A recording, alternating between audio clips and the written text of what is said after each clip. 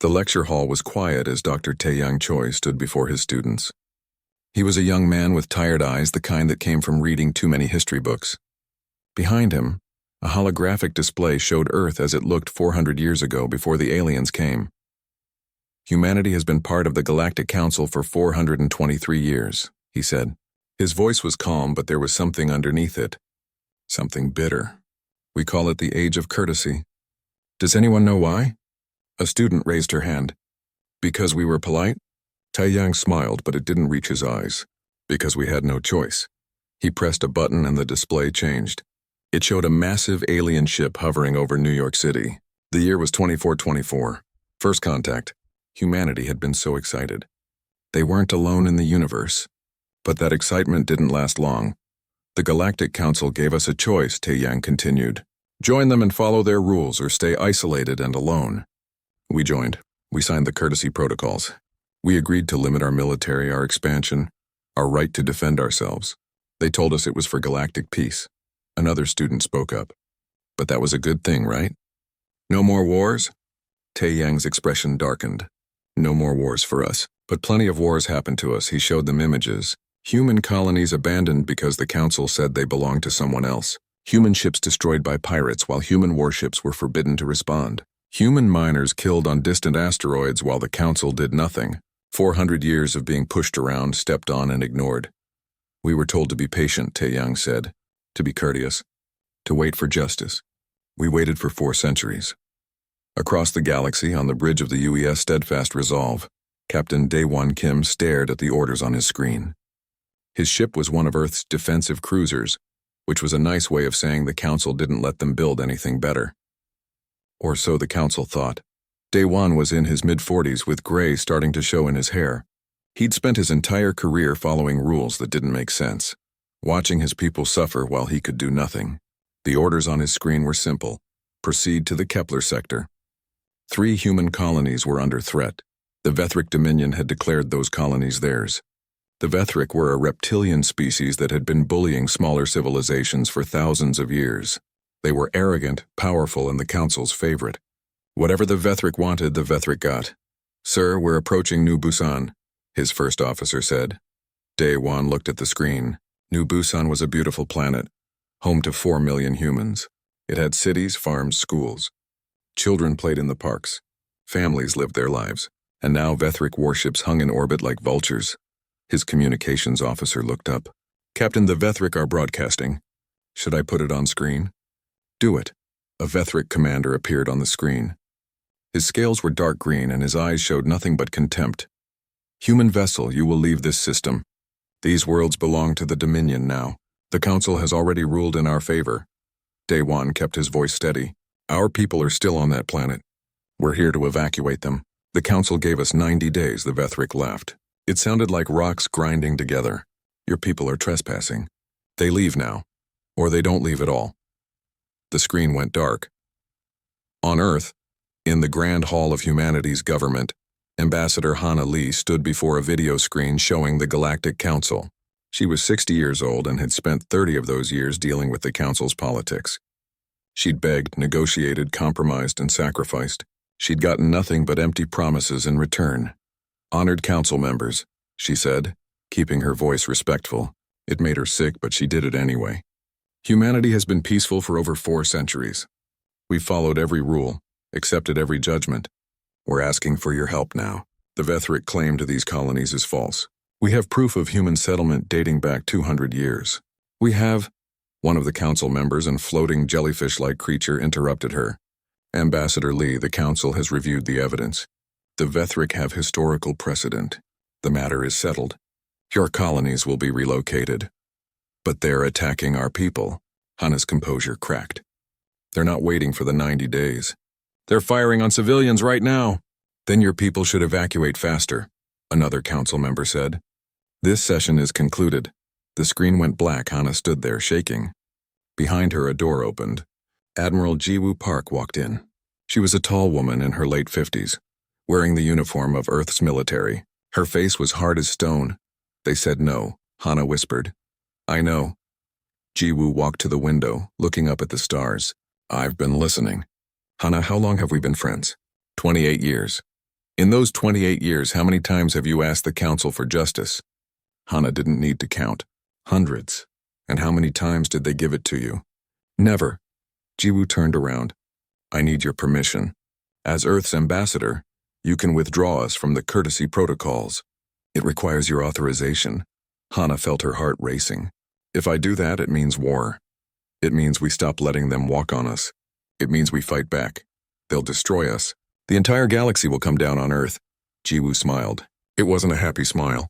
It was the smile of someone who knew a secret. Let them try. Back on the steadfast resolve, alarms were blaring. The Vethric weren't waiting. They'd opened fire on the evacuation centers on New Busan's surface. Thousands of humans were dead. More were dying every second. Sir, requesting permission to engage, his weapons officer shouted. Daewon opened a channel to Fleet Command. Admiral Park requesting permission to defend our people. There was a long pause. Then Jiwoo's voice came through. Permission denied, Captain. Stand by. Admiral, they're slaughtering civilians. I know, stand by. Daewon slammed his fist on the armrest. His crew looked at him, anger and frustration on their faces. They had weapons. They had the ability to fight. But they had orders not to. Then, 5 minutes later, a new transmission came through. It wasn't just to the steadfast resolve. It was broadcast to every human ship in the galaxy. It was broadcast to the Galactic Council. It was broadcast to every alien civilization that had spent 4 centuries thinking humanity was weak. Ambassador Hana Lee's face appeared on every screen. Her voice was calm, but there was steel underneath it. This is Ambassador Hana Lee speaking for the people of Earth and all human colonies. Effective immediately, humanity withdraws from the courtesy protocols and all associated treaties with the Galactic Council. We thank the Council for 423 years of lessons in galactic politics. We've learned exactly how the galaxy works. Earth's courtesy ends today. The transmission ended. Another one began immediately. Admiral Jiwoo Park's face filled the screen. She was speaking to every human military vessel. All ships, this is Fleet Command. Protocol Restriction Omega is lifted. All artificial limitations on your vessels are now removed. All hidden systems are now active. Rules of engagement are as follows. There are none. Defend our people. Protect our worlds. Show them what we've been building while they thought we were sleeping. On the bridge of the steadfast resolve, Daewon Kim felt his ship change. Systems he'd never been allowed to access came online. Weapons that weren't supposed to exist powered up. His defensive cruiser transformed into something else entirely. He looked at his weapons officer. Target those Vethric ships. All of them. Sir, there are 47 enemy vessels. I know. This won't take long. Fire when ready. The officer smiled. It was the first real smile Daewon had seen on his crew in years. With pleasure, sir. The Battle of New Busan was about to begin. The galaxy was about to learn that humanity's courtesy had never been weakness. It had been patience. And that patience had just run out. The Vethric commander barely had time to register what was happening. One moment he was watching the pathetic human cruiser sitting in orbit, doing nothing while his forces massacred the colony below. The next moment his flagship was burning. Report! He screamed at his crew. Unknown weapons fire. The human ship, it's not what we thought. Shields are down to 40%. The human ship moved like nothing the Vethric had ever seen. It was fast, impossibly fast. And the weapons pouring from it weren't the limited defensive systems the Council allowed. These were weapons of war. On the steadfast resolve, Captain Daewon Kim watched his tactical display with satisfaction. His ship's real weapons were finally unleashed. 400 years of pretending to be weak were over. Hyun-soo, deploy your fighters, he ordered. Commander Hyun-soo Jung had been waiting her entire career for this order. She was 31 years old and had trained in simulators that the Council didn't know existed. She and her pilots had practiced combat maneuvers that the galaxy thought were impossible. All wings launch, she called. From hidden bays in the steadfast resolve, 200 fighters erupted into space. They didn't fly in the standard formations that galactic militaries used. They moved in 3 dimensions, using gravitational fields as slingshots, creating patterns that confused enemy targeting systems. The Vethric tried to respond, but their ships were designed for the kind of slow, formal warfare that the galaxy had fought for thousands of years. Humanity's fighters moved like sharks in water, fast and deadly. Enemy flagship is trying to escape, the tactical officer reported. Don't let it. Daewon's voice was cold. Minji, show them what our main guns can really do. Engineer Minji Kwan smiled. She'd helped design these weapons, had hidden them inside what looked like standard defensive systems. Now she got to use them. Firing main cannon. The blast from the steadfast resolve lit up space. It punched through the Vethric flagship's shields like they weren't even there. The massive alien warship broke apart in a ball of fire. Across the galaxy, every species with sensors pointed at the Kepler sector stopped what they were doing and stared at their screens. The battle was being broadcast, though the humans hadn't meant for it to be. The Vethric had been recording, thinking they would show the galaxy how they crushed the weak humans. Instead, they were broadcasting their own destruction. In the Galactic Council chambers, the council members watched in growing horror. The human ship was tearing through the Vethric fleet like it was made of paper. 47 Vethric warships, each one a capital vessel, were being destroyed by a single human cruiser and its fighters. "This is impossible," one council member whispered. "Humans don't have this kind of technology." Councillor Vrethix, an elder species representative who had always been wary of humanity, spoke quietly. "They've had it all along. We just never let them show us." The battle lasted 12 minutes. 47 Vethric ships entered orbit around New Busan.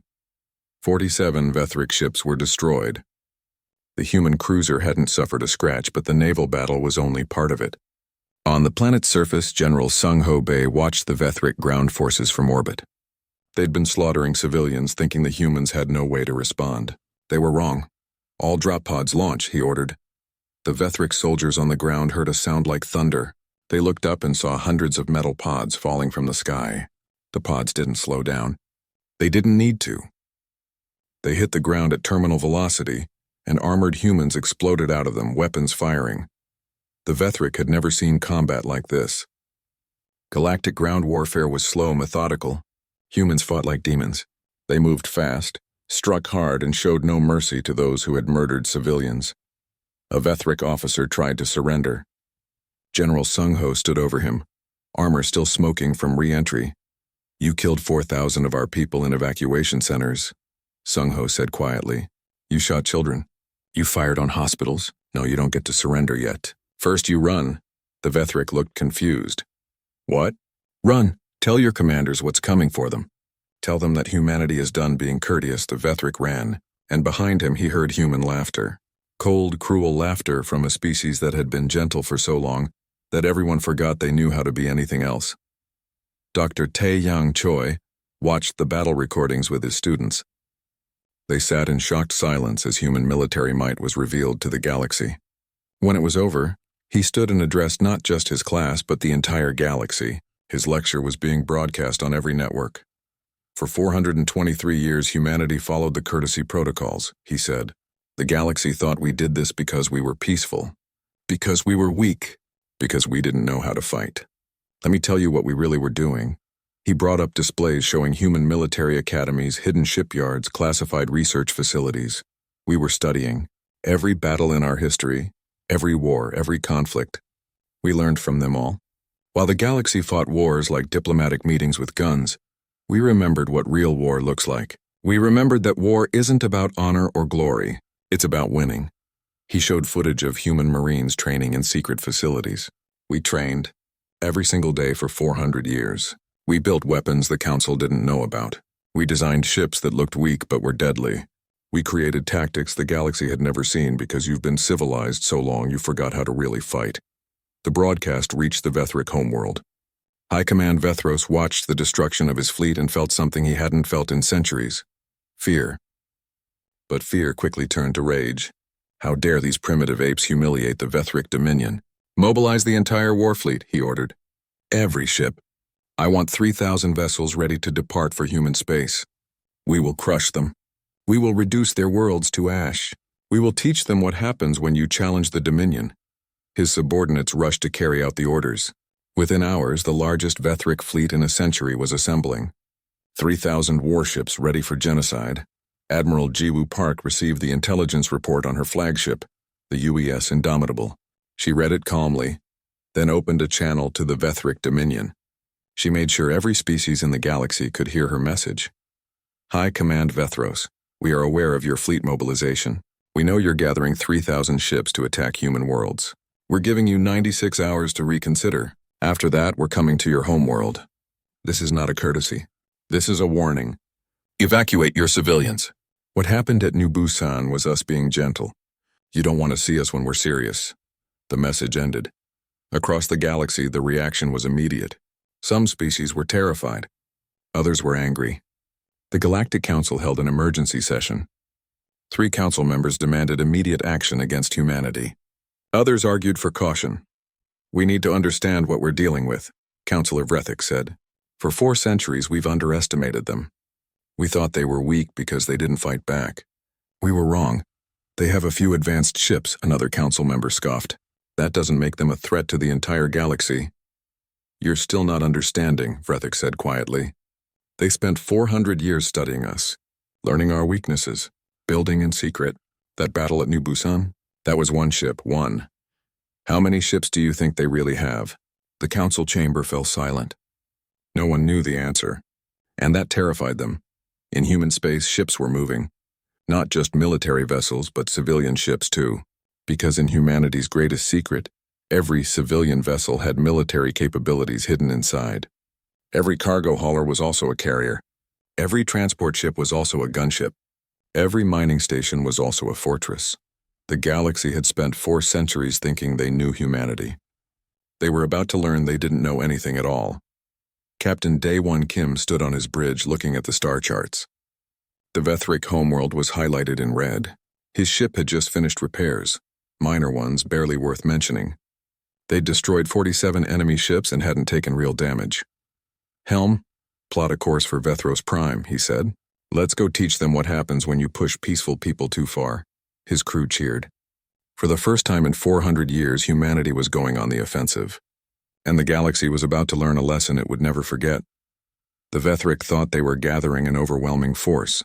3,000 ships seemed like more than enough to crush the upstart humans. What they didn't know was that Admiral Ji-Woo Park was gathering her own fleet. And her fleet had been designed for exactly this kind of fight. Humanity wasn't just going to defend themselves. They were going to end this war before it really started. They were going to show the galaxy what 400 years of suppressed rage looked like when it was finally unleashed. The countdown had begun. In 96 hours, the Vrethik homeworld would see human warships in their sky. And nothing would ever be the same again. Fleet Admiral Subin Han stood in the command center of the UES Vengeance, watching the holographic display of Vrethik space. She was 42 years old and had spent her entire career planning for this moment. Not hoping for it, but planning for it. Because deep down, every human military officer knew that courtesy would only last so long. Admiral, the Vrethik war fleet is gathering at Vethros Prime as expected. Her intelligence officer reported. 3,000 ships. They think they're setting a trap for us. Subin smiled. Let them think that.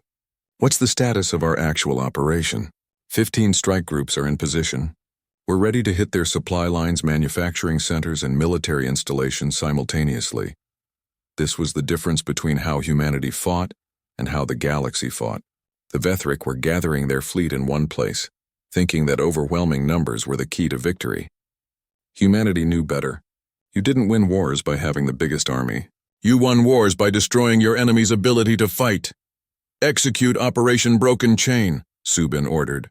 Across Vrethik space, 15 human fleets struck at once. They weren't large fleets, each one had maybe 20 ships. But they didn't need to be large. They were fast, precise, and absolutely ruthless. Captain Jaemin Oh led one of those strike groups. He was a special operations commander, trained in tactics that the galaxy would call dishonorable. Humanity called them effective.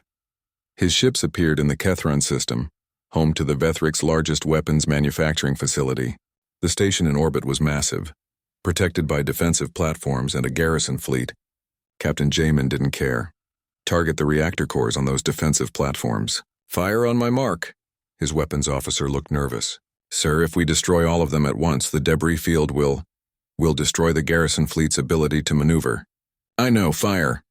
The defensive platforms exploded in sequence, creating a cloud of debris traveling at high velocity. The Vrethik garrison ships tried to avoid it, breaking formation. That's when Jaemin's fighters struck, hitting them while they were disorganized. The manufacturing station tried to surrender, Jamin considered it for exactly 3 seconds. Denied. You built the weapons that killed our people at New Busan. You don't get mercy. The station exploded. 10,000 Vethric workers died. Jamin felt nothing. This was war, and war wasn't about being nice. It was about making the enemy stop fighting. On Vethros Prime, High Command Vethros received report after report of attacks. 15 different systems all hit at once. Manufacturing destroyed. Supply depots burning. Military bases wiped out. How are they doing this? He roared at his subordinates. Their fleet is supposed to be coming here. Where are these ships coming from? His intelligence officer looked terrified. Sir, we've been monitoring human military movements for years. These ships, they were never on any of our reports. They don't match any human vessel we've seen before. That's impossible. Sir, I think we never knew how many ships they really had. Vethros felt cold fear settling into his gut. But he pushed it aside. He still had 3,000 ships. That had to be enough. Above Vethros Prime, Admiral Jiwoo Park's fleet dropped out of hyperspace. But it wasn't the massive armada the Vethric expected. It was only 200 ships. Vethros laughed when he saw the numbers. 200 ships against 3,000? They're insane. Destroy them. The Vethric fleet moved to engage. That's when they learned another lesson about how humans fought. Admiral Jiwoo didn't meet them in direct combat. Her fleet scattered, each group of ships moving in different directions, forcing the Vethric fleet to split up, and then the human ships stopped running. They turned and fought, but not in any way the Vethric understood. Human vessels moved in perfect coordination, creating crossfire zones where Vethric ships couldn't go without being hit from multiple angles. They used the planet's gravity well as a weapon, forcing Vethric ships to either break off or crash into the atmosphere. Dr. Bora Im watched the battle from the UES Indomitable. She was a xenopsychology specialist, and she'd spent years studying how different species thought about warfare. Now she was putting that knowledge to use. Target the command ships, she advised Admiral Jiwoo. Vethric military culture is hierarchical. Without their commanders, they panic. Jiwoo nodded. All ships prioritize vessels with command signatures. The Vethric fleet started falling apart. Their commanders were being killed faster than they could be replaced. Ships that had been following orders suddenly had no orders to follow. Some tried to retreat, others attacked wildly. None of it was coordinated. On the surface of Vethros Prime, something else was happening. Something the Vethric government didn't expect. Captain Jamin Oh and his team had infiltrated the planet weeks ago, disguised as traitors. Now they activated. They didn't attack military targets. They attacked the propaganda network. Within minutes, every screen on Vethros Prime was showing something the government had tried to hide. Footage of Vethric forces massacring civilians at New Busan. Evidence of centuries of Vethric war crimes against other species. Proof that the Galactic Council had been protecting Vethric atrocities for generations. The Vethric people watched in horror. They'd been told that humanity was the aggressor, that the Dominion was defending itself. Now they saw the truth. Riots started in the capital. The people turned on their government. High Command Vethros watched his empire crumbling and realized he'd made a terrible mistake. Humanity wasn't just fighting a military campaign. They were fighting a war of information, psychology, and total destruction of the enemy's will to fight. A junior officer named Vrix Commander Ketheril watched the battle from his ship. He was one of the few Vethric commanders who understood what was happening. He'd studied human history, read about their wars. He'd tried to warn his superiors, but no one listened. Now he was watching his fleet being dismantled by an enemy that fought like nothing the galaxy had ever seen. He opened a channel to High Command. Sir, we need to surrender. They're not just beating us. They're showing the entire galaxy what happens when you push them too far. Never, Vethros screamed. The Dominion does not surrender to inferior. An explosion cut off the transmission. A human missile had found the bunker where High Command was hiding. Vethros was dead. Ketheril found himself in command of what remained of the Vethric fleet. He looked at his tactical display. Of 3,000 ships, fewer than 800 remained. The human fleet had lost 11 ships. He opened a channel to Admiral Jiwoo Park. Admiral, this is Vrix Commander Ketheril. I'm assuming command of Vethric forces. We surrender. Unconditionally. There was a long pause. Then Jiwoo's face appeared on his screen. She looked tired but satisfied. Surrender accepted. All Vethric vessels will power down weapons and prepare to be boarded. Any ship that tries to escape will be destroyed. Is that understood? Yes, Admiral.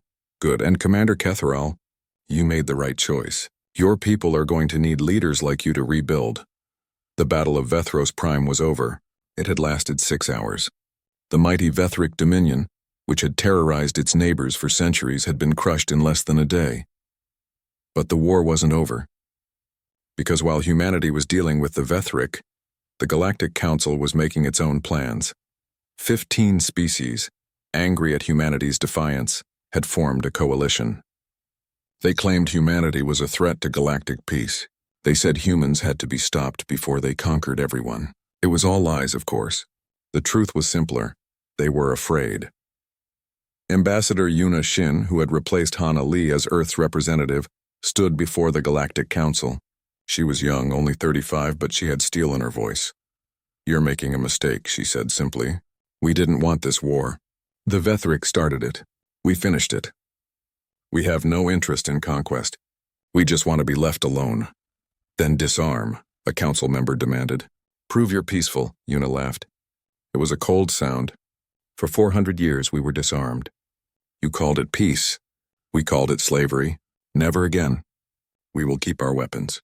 We will keep our ships. And if you try to force us to give them up, you'll end up like the Vethric. Is that a threat? It's a promise. We tried being weak. We tried following your rules. We tried begging for justice. You gave us nothing. So now we make our own justice. And if you don't like it, you're welcome to try stopping us." The council chamber erupted in angry voices. 15 species voted to authorize military action against humanity. 42,000 ships began gathering at the edge of human space. On Earth, Admiral Jiwoo Park received the intelligence reports. 42,000 ships, the largest fleet ever assembled in galactic history, all of them coming to force humanity back into submission. She called a meeting of her senior commanders. Captain Daewon Kim was there, Fleet Admiral Subin Han, General Sung Ho Bae, Captain Jaemin Oh, Commander Hyun-Soo Jang. All of them had proven themselves against the Vethric. "They're coming with everything they have," Jiwoo said. 42,000 ships from 15 species. They think numbers will be enough. "How many ships can we field?" Daewon asked. 6,000. The room was quiet. 6,000 against 42,000. 7-1 odds, Daewon smiled. "I've seen worse," the others laughed. They'd all seen what humanity could do when pushed.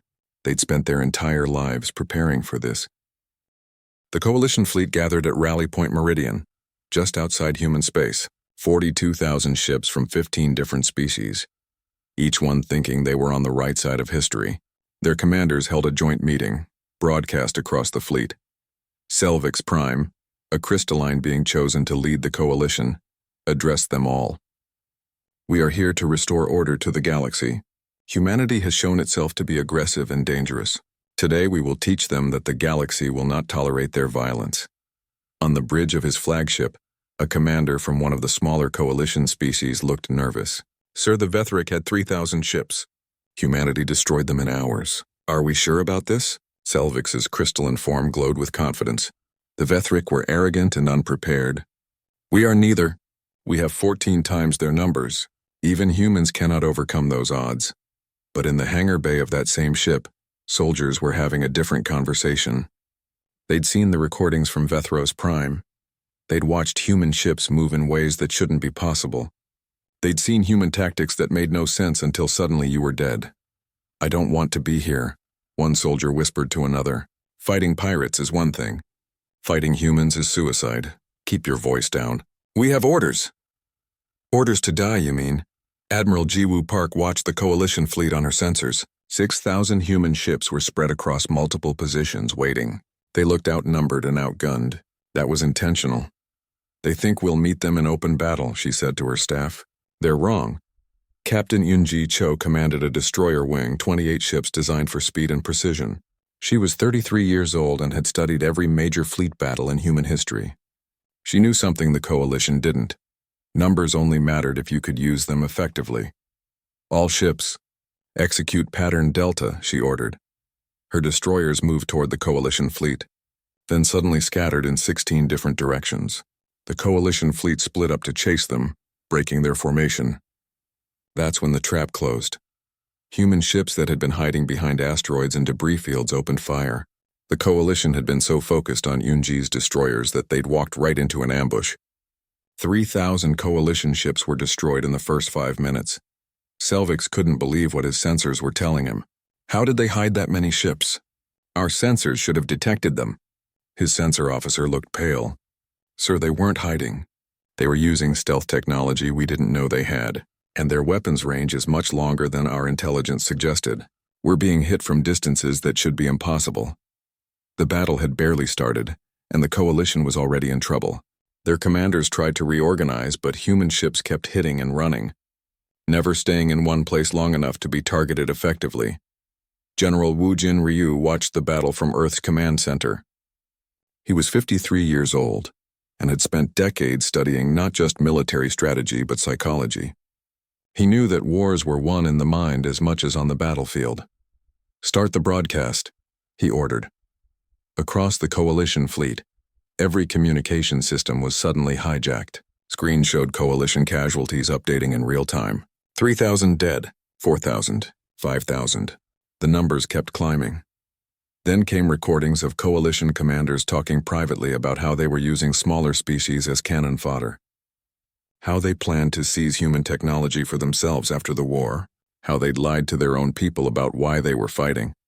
On one coalition ship, soldiers watched the broadcast and realized they'd been betrayed. They weren't fighting for galactic peace.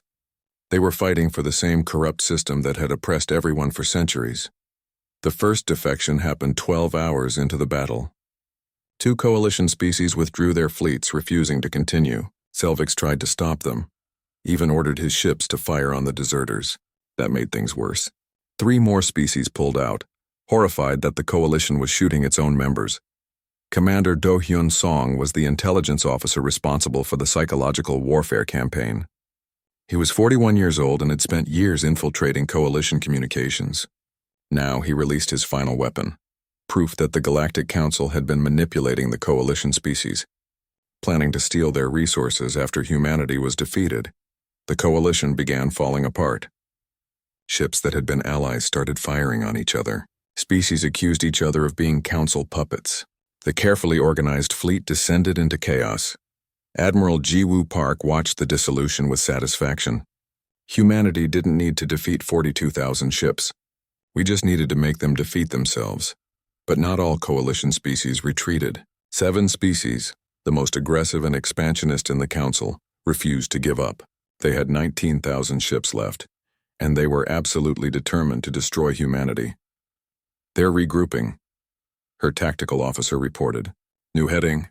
They're going for Earth." Jiwoo felt ice in her veins. "They're going to try to destroy our homeworld. They think if they take Earth, we'll surrender." Captain Daewon Kim, commanding a defense fleet near Jupiter, received the alert. The coalition was coming to the Sol system. "Coming for Earth itself. All human forces fall back to Sol," Admiral Jiwoo ordered. "We're going to make our stand at home." The coalition fleet arrived at the edge of the Sol system 72 hours later. They'd been fighting for weeks, losing ships every day, but they had 19,000 vessels left. They were confident that sheer numbers would overwhelm Earth's defenses. They were wrong. As the coalition fleet crossed into the Sol system, they triggered the first layer of defenses.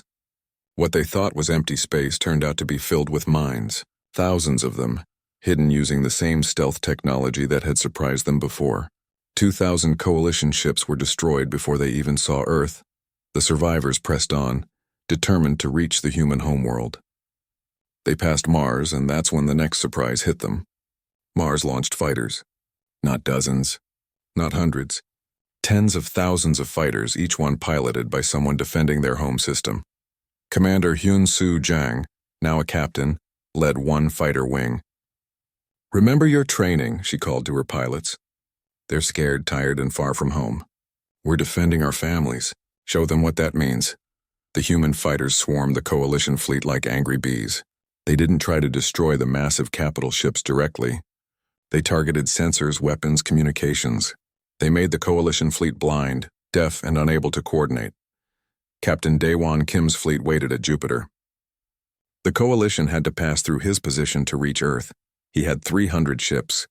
The coalition had 15,000. But Daewon had something they didn't. He knew every trick of fighting in the Jupiter system. Use the radiation belts, he ordered. Lead them into the zones where their shields won't work. Human ships designed to operate in harsh conditions lured Coalition vessels into Jupiter's deadly radiation zones. Coalition shields failed. Their crews started dying from radiation exposure. They tried to retreat, but human ships cut off their escape. The Coalition fleet that had seemed so unstoppable was being torn apart. But they were close to Earth now, close enough to see it on their screens. A beautiful blue world that they'd been sent to conquer. That's when Earth showed them its final secret. The moon, humanity's ancient companion, opened hidden bays. Weapons platforms emerged, bigger than any ship in the Coalition fleet.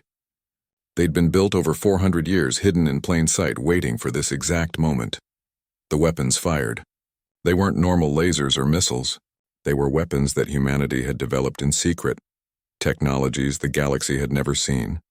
One shot could destroy a capital ship. The moon had thousands of them. But even as the Coalition fleet died, they still had 5,000 ships left. 5,000 ships against Earth's final defense grid. Selvix, his crystalline form cracked and damaged, gave one last order. All ships target Earth directly. If we're going to die, we'll take their homeworld with us. Admiral Jiwoo Park stood in Earth's command center, watching the Coalition make their final push. She thought about her career, about all the years of following rules that didn't make sense, about watching her people suffer while she could do nothing. Not anymore. Activate Protocol Final Mercy, she ordered quietly. Around Earth, weapon systems activated that made the moon's platforms look like toys, hidden in orbit, buried in asteroids, concealed in space stations. Humanity's ultimate deterrent came online. Admiral, her weapons officer said nervously, if we fire these, the Coalition fleet will be completely destroyed. No survivors, I know, Jiwoo said, but they came to our home. They came to kill our families. They made their choice. Now we make ours. Fire. The space around Earth lit up like a new sun. When the light faded, the Coalition fleet was gone. All 5,000 ships, destroyed in seconds. Across the galaxy, every species with sensors pointed at Sol systems saw what happened. They saw what humanity had been hiding. They saw what happened when you threatened Earth itself. Selvix Prime's last transmission was simple. We were wrong. They're not dangerous because they're violent. They're dangerous because they know exactly how much force to use and when to use it. 6 months after the Coalition War ended, the galaxy was still trying to understand what had happened. The old Galactic Council had collapsed, its members arrested or fled into hiding. Species that had been suppressed for centuries were finally free to speak their minds. Ambassador Hana Lee walked through the halls of the new Galactic Assembly building. She was 70 now, her hair completely white, but her eyes were still sharp. She'd returned to help build something better than what had come before. The Assembly was different from the old Council. Every species had a vote. No one species could control the others. It was messy, loud, and sometimes chaotic. Hana loved it. This was what democracy looked like. She entered the main chamber where representatives from 100 species were arguing about the new galactic laws. At the center of the debate was a simple question. What role would humanity play in this new galaxy? Chancellor Sang-Woo Park, Earth's head of government, addressed the assembly. He was 60 years old with a diplomat's smile and a soldier's eyes. We didn't fight for control, he said. We fought for respect. We fought for the right to defend ourselves. We fought so that no species would have to spend 400 years being pushed around like we were. A representative from one of the former coalition species stood up. But you have the power now. You could dominate all of us. How do we know you won't? Sang-Woo was quiet for a moment. Then he said, because we remember what it was like to be powerless. We remember every injustice, every humiliation. Every time we begged for help and got nothing. We won't become what we hated. Not everyone believed him. Some species looked at humanity's military might and saw a future tyrant, but others, the ones who had also suffered under the old council, saw something different. They saw hope. Dr. Tae-Young Choi was leading a different kind of project. The Truth Commission, they called it. Its job was to investigate everything the old council had hidden. The corruption, the lies, the atrocities ignored or enabled. What they found was worse than anyone expected. The council hadn't just been unfair. They'd been actively evil. They'd allowed genocide to happen when it was convenient. They'd sold out entire species for profit. They'd suppressed anyone who might challenge their power. Humanity wasn't the only species they feared, Taiyang told a gathering of historians. There were dozens of others, species with unique abilities, innovative cultures, or just the bad luck of having resources the Council wanted. They were all pushed down, kept weak, prevented from reaching their potential. He showed records of other species who had asked for justice, just like humanity had. Species who had been ignored just like humanity. Species who had given up hope. But humanity didn't give up, Taiyang continued. We waited. We prepared. And when we finally acted, we broke the system that was oppressing everyone. That's why so many species supported us in the end. Not because they loved humanity, but because they hated the Council. The Vethric Dominion was going through its own transformation. The new government, led by Vrick's commander Ketheril, was trying to make amends for centuries of aggression. It wasn't easy. Many Vethric citizens were angry about their defeat. Others were ashamed of what their government had done. Ketheril met with Admiral Jiwoo Park on neutral ground. He looked different from the last time they'd spoken. Less proud, more tired, warded that to people. My people are struggling, he admitted. Half of them want revenge. The other half want to pretend none of this happened. No one wants to face the truth, Jiwoo nodded. Earth went through something similar a long time ago, after our world wars. It takes time, generations maybe, but it's possible to change. Will you help us? Jiwoo considered this. The Vethric had killed thousands of humans. They'd started a war that killed millions across the galaxy. By all rights, humanity should leave them to suffer the consequences. But that wasn't who humanity wanted to be. Yes, she said finally. We'll help. Not because you deserve it, but because the galaxy needs to see that we're serious about building something better. Not everyone in the galaxy was ready to accept the new order. 3 species that had been part of the coalition refused to sign the Assembly Charter. They retreated to their home systems and closed their borders. They claimed they were protecting their sovereignty, but everyone knew the truth. They were preparing for another war. Admiral Jiwoo Park, now Supreme Commander of Human Defense Forces, monitored them carefully. She was older now, in her early 60s, and she'd seen enough war to last a lifetime. But she knew that peace had to be defended. They're building up their fleets again, her intelligence officer reported. Not as fast as before, but they're definitely preparing for something. Let them, Jiwoo said. We'll watch. We'll prepare, but we won't strike first. That's the difference between us and the old council. We only fight when we have to. Captain Daewon Kim had retired from active service, but the military kept pulling him back for one more mission. Now he ran the new Galactic Military Academy, training officers from dozens of species in human tactics and strategy. His students came from everywhere, former enemies, current allies, species that had never fought a war before. He treated them all the same. Fighting is easy, he told a class of mixed species cadets. Any fool can pull a trigger. What's hard is knowing when to fight and when not to. Humanity spent 400 years not fighting when we wanted to. That restraint was harder than any battle. A young Vethric cadet raised his hand. Sir, how do you forgive? My species killed your people. How can you teach us now? Daewon looked at the cadet for a long moment. I don't forgive your government. But you're not your government. You're a kid trying to learn, and if I can teach you to be better than your leaders were, then maybe their deaths meant something. The Galactic Assembly was working on a new set of laws. Representative Kyungmi Nam, a human diplomat in her 40s, led the committee. The laws were designed to prevent another council from forming, to ensure that no species could dominate the others. It won't be perfect, she told the assembly. No system is. But it will be better than what we had, and if it stops working, we'll fix it. That's what democracy means. The laws passed with overwhelming support. For the first time in galactic history, every species had equal rights under law. Military power was regulated. Trade was fair. Disputes would be resolved through arbitration, not violence. Of course, enforcing these laws required someone to do it. The Assembly created the Galactic Defense Force, a coalition military drawn from multiple species, and at humanity's insistence it was commanded by a rotating council, not a single species. But everyone knew the truth. If the defense force failed, if someone broke the peace, humanity would respond. That was the unspoken guarantee. The galaxy had peace because humanity was strong enough to defend it. On Earth, a monument was being built. It listed the names of every human who had died during the 423 years of courtesy. Colonists killed by raiders, miners murdered for their claims. Civilians massacred in wars they didn't start. 400 years of patient suffering. Hana Lee stood at the monument's dedication ceremony. She was the last surviving member of the old diplomatic corps, the ones who had spent their careers begging the council for justice.